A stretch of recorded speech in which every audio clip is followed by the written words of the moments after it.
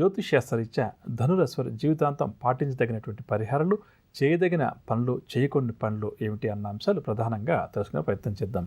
ధనురాశి వారు ప్రధానంగా గుర్తుంచుకోవాల్సినట్టుగా అంశం ఏంటంటే, పాలను మరియు బియ్యాన్ని ఏమాత్రం కూడా వృధా చేయకూడదు. ధనురాశి వారు ఈ విషయంలో చాలా జాగ్రత్త వహించాలి. పాలు వృధా అవుతున్నాయి వారి ఇంట, పాలు ప్రతినిత్యం కూడా పొంగి పోతున్నాయని చెప్పి అనుకున్నా, లేకపోతే పాలు తరచుగా కింద పడి ఒలికిపోతున్నాయి అంటాం కదా, ఆ విధంగా ఉందంటే వారు అదృష్టానికి దూరంగా ప్రయాణం చేస్తున్నారు అన్న విషయాన్ని ధనురాశి వారు గుర్తుంచుకోవాలి. అదేవిధంగా ఎప్పుడన్నా పొరపాటున ఒకవేళ కొన్ని సందర్భాల్లో పాలు కింద ఒలికిపోతే వెంటనే శుభ్రం చేయాలి. వాటి మీద తొక్కడం అంటాం కదా, అది మంచిది కాదు. అదేవిధంగా బియ్యం ఏదైనా కింద పడ్డప్పుడు మీరు చూశారనుకోండి, వెంటనే మిగతా పనులు ఎంత ముఖ్యమైన పనులను ఆపి ఆ బియ్యాన్ని శుభ్రం చేసి ఒక పక్కగా తీసి పెట్టాలి. అలా కాకుండా ఆ బియ్యం మీద నడుచుకుంటూ వెళ్ళారనుకోండి, దీనివల్ల కూడా వీరి ఇంట్లో అశుభకరమైన సంఘటనలు జరిగే పరిస్థితి అధికంగా ఉంటుంది. ఇది ప్రధానంగా పాలు, బియ్యం అన్నప్పుడు లక్ష్మీ అమ్మవారి యొక్క అనుగ్రహం అని అంటుంటాం, మనందరికీ తెలుసు. కాబట్టి ఎవరో కూడా ఈ విధంగా చేయకూడదు. అందున ధనురాశి వారు ఈ విషయంలో చాలా జాగ్రత్త వహించాలి. అదేవిధంగా జీవిత భాగస్వామిని అగౌరవపరచకూడదు. అంటే స్త్రీ అయితే పురుషుడిని, పురుషుడైతే స్త్రీని ఎట్టి పరిస్థితుల్లో కూడా అగౌరవంగా మాట్లాడడం, అగౌరవంగా చూడడం, వారిని హేళన చేయడం, వారిని తిట్టడం, కొట్టడం, ఇటువంటివి ఎట్టి పరిస్థితుల్లో కూడా ధనురాశి వారు చేయకూడదని చెప్పవచ్చు. జీవిత భాగస్వామికి అంటే భర్త అయితే భార్యకు, భార్య అయితే భర్తకు ఎంత విలువనిస్తారో వారు జీవితంలో అంత ఉన్నతిని సాధిస్తారు. ఇది ప్రతినిత్యం పాటించాల్సినట్టు ఒక నియమంగా చెప్పవచ్చు. అదేవిధంగా వారి గృహంలో ఏవైతే పుస్తకాలు ఉంటాయో అవి వారి ప్రొఫెషన్కి సంబంధించినవి కావచ్చు, లేకపోతే వారు ఏదో సరదాగా కొనిపెట్టుకున్న పుస్తకాలు కావచ్చు, లేదా ఆధ్యాత్మిక గ్రంథాలు అంటాం కదా అవి కావచ్చు, లేకపోతే వాళ్ళ స్కూల్ పుస్తకాలు ఏవైతే ఉంటాయో అవి కావచ్చు. ఇలా ధనురాశి వారి ఇంట పుస్తకాలు ఎప్పుడూ కూడా దుమ్ము ధూళి పట్టడం అన్నది ఏమాత్రం కూడా మంచిది కాదు. దీనివల్ల కూడా వారికి పేరు ప్రఖ్యాతులు ఈ విధంగా ఉంటే మసకబారిపోతాయని చెప్పవచ్చు. మంచి పేరున్న వారికి క్రమేపీ పేరు తగ్గిపోతుందంటారే, ఇది ఎక్కువగా జరుగుతుంది. కాబట్టి ధనురాశి వారు వారి ఇంట ఉన్నటువంటి పుస్తకాలు ఏవైతే ఉన్నాయో, వారు చదివే పుస్తకాలు అవి ఏమన్నా వారి ప్రొఫెషన్కి సంబంధించినవి కావచ్చు, ఏదైనా కూడా కావచ్చు, వాటిని ఎప్పుడు కూడా శుభ్రపరుస్తూ ఉండాలి. వాటి మీద దుమ్ము ధూళి చేరకుండా జాగ్రత్త పడడం చాలా మంచిదని చెప్పవచ్చు. అదేవిధంగా వంట ఇంట్లో గిన్నెలు లాంటివి ఏదైతే ఉంటాయో, పాత్రలు నిత్యం ఉపయోగించేవి, కానీ కొన్ని సందర్భాలు ఎక్స్ట్రాగా స్టోర్ రూమ్లో ఏర్పాటు చేసుకుంటాం మన దగ్గర వంట పాత్రలు లాంటివి ఏదైనా ఎక్కువగా ఉన్నప్పుడు, అవి కూడా ధనురాశి వారు ఎప్పుడు కూడా శుభ్రపరుస్తూ ఉండాలి. ఈ విషయాన్ని వీరు గుర్తుంచుకోవాలి. అదేవిధంగా వీలున్నంత వరకు ఏదో ఒక ఆభరణాన్ని మెడలో కానీ లేకపోతే చేతి వేళ్ళకు కానీ ధరించే ప్రయత్నం చేయడం ధనురాశి వారికి చాలా మంచిది. అంటే శక్తి ఉంటే ఒక బంగారు ఉంగరం కానీ, బంగారు చైన్ అంటాం కదా, అది కానీ వేసుకునే ప్రయత్నం చేయాలి. అలా కాకపోతే కనీసం వెండిదో రాగిదో, అంటే వారి తాహతును బట్టి అని చెప్పవచ్చు, ఏదో ఒక ఆభరణం అంటాం కదా, దాన్ని ఎప్పుడూ కూడా ధరించే ప్రయత్నం చేయాలి. అదేవిధంగా వీరి దగ్గరికి ఎవరైనా సహాయం కోసం వచ్చినప్పుడు సాధ్యమైనంత వరకు కూడా వారిని వట్టి చేతులతో పంపే ప్రయత్నం చేయకూడదు. ఇక తప్పనిసరి పరిస్థితి అనుకున్నప్పుడు వేరే విషయం, కానీ ఎంతో కొంత వారికి వారు ₹1,00,000 అడగచ్చు, కానీ ₹10 ఇచ్చి పంపించడం మంచిదని చెప్పవచ్చు. అలా వట్టి చేతులతో పంపే ప్రయత్నం చేయకూడదు. అదేవిధంగా ప్రధానంగా బీదవారు కానీ, భిక్షవగాళ్ళు ఎవరన్నా వారి దగ్గరకు వచ్చినప్పుడు భిక్షం అడిగినప్పుడు ఎంతో కొంత వారికి సహాయం చేయడం చాలా మంచిదని చెప్పవచ్చు. అదేవిధంగా ఎప్పుడు కూడా సత్యాంతత చేకూరుతుంది. షేర్ల క్రయ విక్రయాలు లాభిస్తాయి. తులారాశి వారికి ఇవాళ కలిసి వచ్చే రంగు ఎరుపు రంగు మరియు లేత పసుపు రంగు. పరిహారాల విషయానికి వస్తే తులారాశి ప్రతి ఒక్కరు కూడా గణపతిని పూజించడం చాలా మంచిది. తదుపరి వృశ్చిక రాశి. వృశ్చిక రాశి వారు చాలా కాలం తర్వాత కుటుంబ సభ్యులతోటి, బంధుమిత్రులతోటి ఆనందంగా, ఉత్సాహంగా, ఉల్లాసంగా గడుపుతారు. విందు వినోదాల్లో కూడా పాల్గొంటారు. మనసులో ఆలోచనలు ఏవైతే ఉన్నాయో వాటిని అమలు చేస్తారు. ముఖ్యమైన వ్యవహారాల్లో ఈరోజు ఈ రాశి వారు విజయం కూడా సాధిస్తారు. అందరిలో కూడా గౌరవ ప్రతిష్టలు మరింతగా వృశ్చిక రాశి వారికి పెరుగుతాయి. చిరకాల మిత్రులను కూడా కలుసుకుంటారు. సన్నిహితులతోటి ముఖ్య విషయాలపై చర్చలు కొనసాగిస్తారు. దూరపు బంధువుల ద్వారా అందే ఆహ్వానాలు చాలా సంతోషాన్ని కలిగిస్తాయి.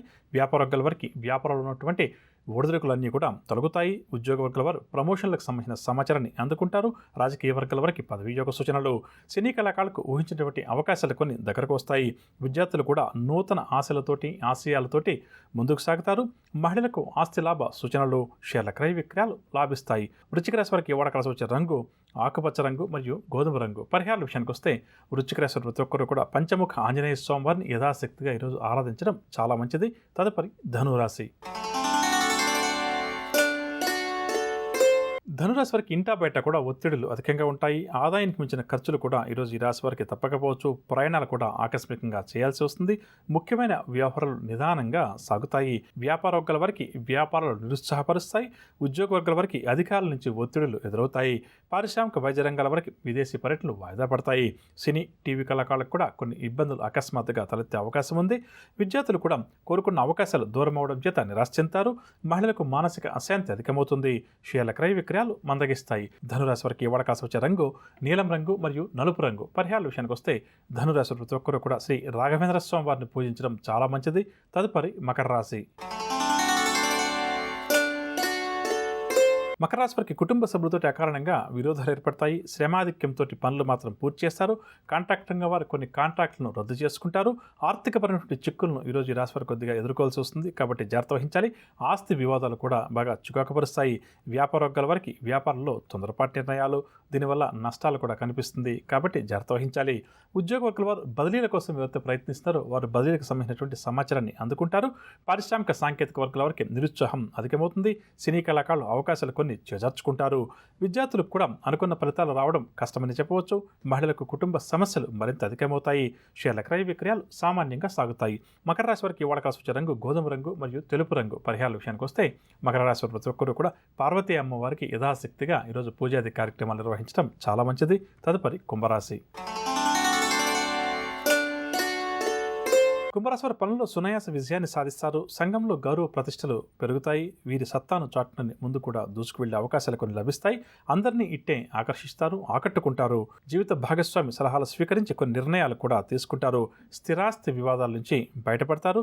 ధార్మిక కార్యక్రమాల్లో చురుగ్గా పాల్గొంటారు. వ్యాపార వర్గాల వారికి వ్యాపార విస్తరణ ప్రయత్నాలు ముందుకు దూసుకువెళ్లే ప్రయత్నం చేస్తారు. విజయాలు కూడా సాధిస్తారు. ఉద్యోగ వర్గాల వారు నూతన ఉత్సాహంతో తమ విధులను నిర్వహిస్తారు. అధికారుల నుంచి ప్రశంసలు కూడా అందుకుంటారు. పారిశ్రామికవేత్తలకు ప్రభుత్వం నుంచి రావాల్సిన అనుమతులు ఏవైతే ఉన్నాయో అవి చేతికందే పరిస్థితి అధికంగా ఉంది. ఇక సినీ టీవీ కళాకారుల ఆశలన్నీ కూడా నెరవేరుతాయి. విద్యార్థులకు నూతన అవకాశాలు దగ్గరకు వస్తాయి. మహిళలకు కుటుంబంలో ఎనలేని గౌరవ మర్యాదలు దక్కుతాయి. ఇంటా బయట కూడా ఈ రాశి మహిళలది పైచేగా ఉంటుంది. షేర్ల క్రయ విక్రయాలు లాభిస్తాయి. కుంభరాశి వారికి ఇవాళ కాసి వచ్చే రంగు బంగారు రంగు మరియు కాఫీ రంగు. పరిహారాల విషయానికి వస్తే కుంభరాశి ప్రతి ఒక్కరూ కూడా ఆదిత్య హృదయ స్తోత్రాన్ని పఠించడం చాలా మంచిది. తదుపరి మీనరాశి. మీనరాశి వారు కొన్ని పనులను మధ్యలోనే విరమిస్తారు. ఆర్థిక వ్యవహారాలు ఈరోజు వీరికి మందకొడిగా సాగుతాయి. బంధువులతోటి విరోధాలు కూడా అధికంగా ఏర్పడతాయి. ప్రయాణాలు కూడా మీనరాశి వారు ఆకస్మికంగా చేయాల్సి వస్తుంది. నేత్ర దంత సంబంధిత వ్యాధుల వల్ల ఎవరికైతే మీనరాశి వారికి ఇబ్బందులు ఉన్నాయో అవి మరింత అధికమవుతాయి, కాబట్టి జాగ్రత్త వహించాలి. ఆలయాలు, ఆశ్రమాలు కూడా దర్శిస్తారు. వ్యాపార వర్గాల వారికి వ్యాపార లావాదేవీలు నిరాశ కలిగిస్తాయి. ఉద్యోగ వర్గాల వారికి అదనపు పని భారం తప్పదు. రాజకీయ, పారిశ్రామిక వర్గాల వారి వ్యవహారాలు ఏమాత్రం కూడా ముందుకు సాగవు. సినీ కళాకారులకు అవకాశాలు కొంతవరకు నిరుత్సాహాన్ని కలిగిస్తాయని చెప్పవచ్చు. విద్యార్థులకు కూడా ఈరోజు అంతగా అనుకూలించదు. మహిళలకు కుటుంబ సభ్యులతో తగాదాలు అధికమవుతాయి. షేర్ల క్రయ విక్రయాలు ఉన్నతనగా సాగుతాయి. మీనరాశి వారికి వడకలసి వచ్చే రంగు నీలం రంగు మరియు ఆకుపచ్చ రంగు. పరిహారాల విషయానికి వస్తే మీనరాశి ప్రతి ఒక్కరు కూడా శ్రీ వెంకటేశ్వర స్వామి వారిని పూజించడం చాలా మంచిది. విన్నారుగా, నవగ్రహ సంచారాన్ని అనుసరించి ద్వాదశ రాశుల వారికి ఈరోజు గ్రహస్థితి ఏ విధంగా ఉంది, ద్వాదశ రాశుల వారు ఎటువంటి విషయాల్లో జాగ్రత్త వహించాలి, ఎటువంటి పరిహారాలు ఈరోజు పాటించాలి అన్న అంశాలు. ఇక ఇప్పుడు మనం ఈరోజు ఎవరైతే ముఖ్యమైన వ్యవహారాలు ప్రారంభం చేయాలి లేదా కీలక నిర్ణయాలు తీసుకోవాలని చెప్పి అనుకుంటున్నారో వారు ఏ భగవంతుని పూజిస్తే వారి విజయావకాశాలు మెరుగుపడుతుంది అన్న అంశాన్ని పరిశీలించేద్దాం.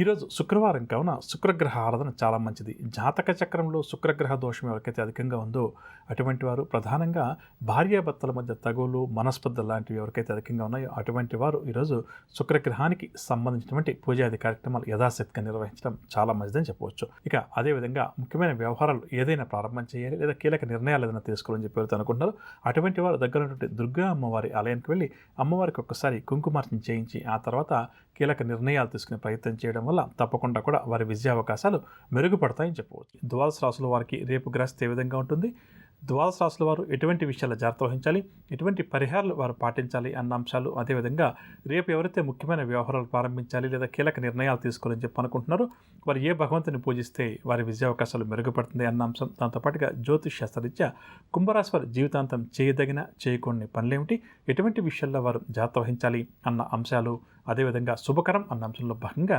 చవితి తిథి ఉన్నటువంటి రోజుల్లో ఎటువంటి కార్యక్రమాలు మనం నూతనంగా ప్రారంభించవచ్చు అన్న